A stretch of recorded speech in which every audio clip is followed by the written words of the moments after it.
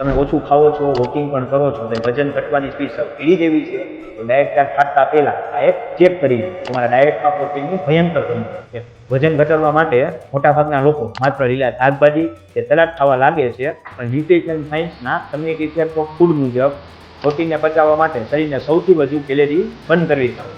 2.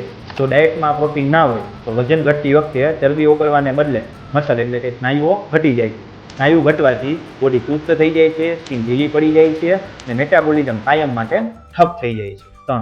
તમારા લંચ અને ડિનરમાં ફરજિયાત પ્રોટીનનો સોર્સ નથી. શાકાહારી લોકો માટે પનીર, મોળું દહીં, પલાળેલા મગ કે શેકેલા ચણેલા બેસ્ટ ઓપ્શન છે, જે સ્નાયુઓને મજબૂત રાખીને ચરબી ઝડપથી ઓગાળે. 4.